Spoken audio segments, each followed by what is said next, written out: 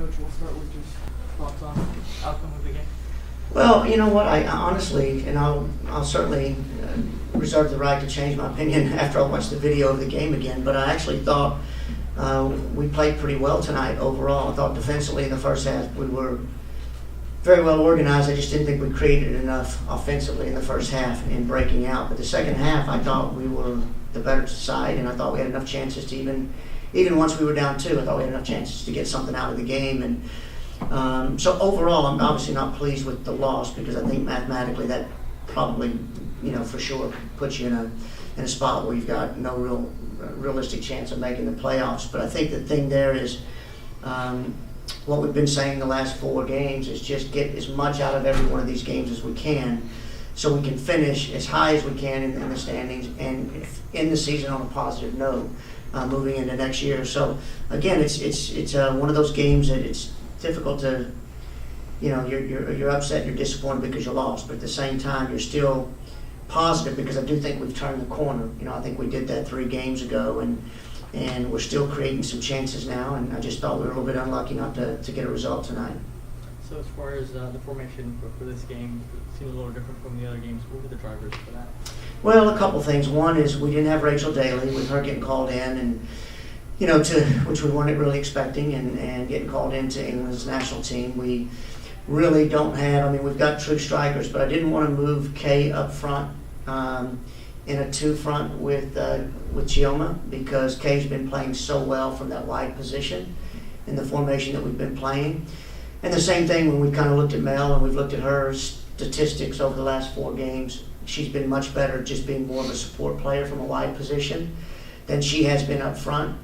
And then I think the fact that, since we didn't have Rachel, it puts you one more player down. And so I think the fact that we needed to start Katie Heap in the game, she's more of a central midfield player. So we chose to just play with 1 striker and 4 across instead of 3 across in the formation. And, defensively, like I said, I thought the first half, that part worked for us. But the thing we weren't doing is once we won the ball, we weren't changing that transition to quickly get into attack. So that first half, she was left way too much kind of by herself. Kay got in a few times. I thought Kay was great on Krieger. It's such a good player with Ali Krieger, and I thought Kay was brilliant against her tonight. So outside of Kay in that first half, we really didn't get to create enough.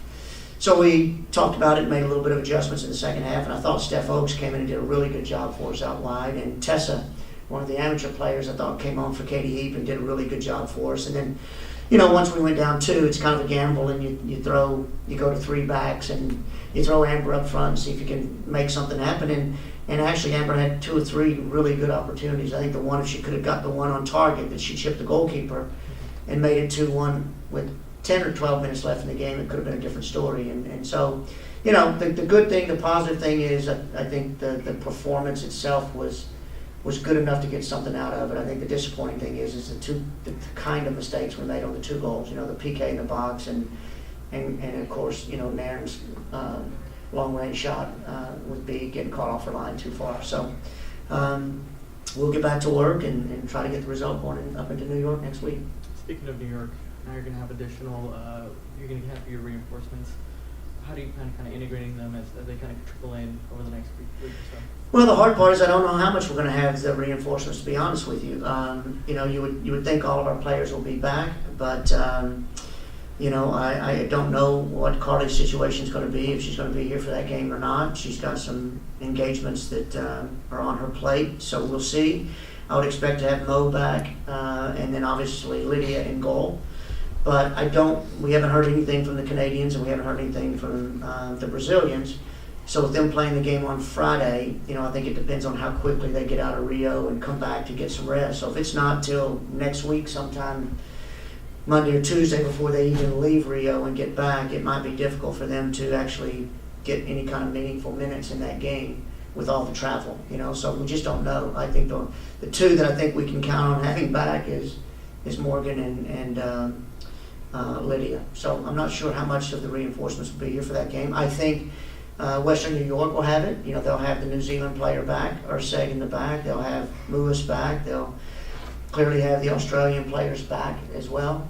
So I think we're still going to be a little bit undermanned going into that game. But we were good against Western New York with this group. So everybody in this league's good on a given day. So you just have to play with what you've got. And like I said, I think last week, and I mentioned to a couple of you guys this week in training, I'm still really, really proud of this group, the non-Olympians, and I don't know any better way to call it, when we talk about those players.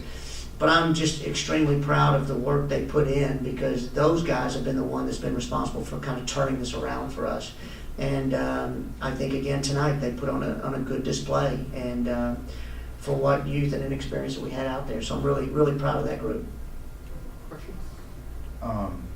Was there anything from the Dash or anything from U.S. Soccer that was preventing Carly and Morgan from playing tonight? No, we have, and what I would say to you, Corey, is for all you guys that are trying to get the same info, we've been trying to get the same info. We have not heard from the league or from U.S. Soccer, and I think, all of those kind of questions, I would tell you guys to call the league, and find out I read what you guys read. I see tweets about 7 days. I read tweets about, no, it's up to each team. We don't know. We've been trying to get answers as well. So I would have to defer all those kind of things to the league. I just don't know. And it does make it difficult, obviously. You don't know what you have to train with or to plan with. And, so it's been difficult. What did you think of Allie coming back to play tonight for Washington? Well, it was a surprise. I mean, quite honestly, when everybody else in the league's not, and I know we were the only game going on tonight, but when our players aren't and we see that she is, it's, as a coach in this league, I got to tell you, it's disappointing and it's shocking. Now, having said that, since I don't know what the policy is and what the rule is, maybe our kids could have come back. I don't know. And the only thing I can think of is she didn't play in the last game and the game they got knocked out, and maybe they felt like she was healthy enough to come in and get a game with enough time off. I couldn't tell you. I wish I had answers for you. I know it's really lame to sit up here and be the coach in this league and not be able to give you something more concrete than that. But honestly, this is what I deal with on a daily basis. I don't know the answers to those things.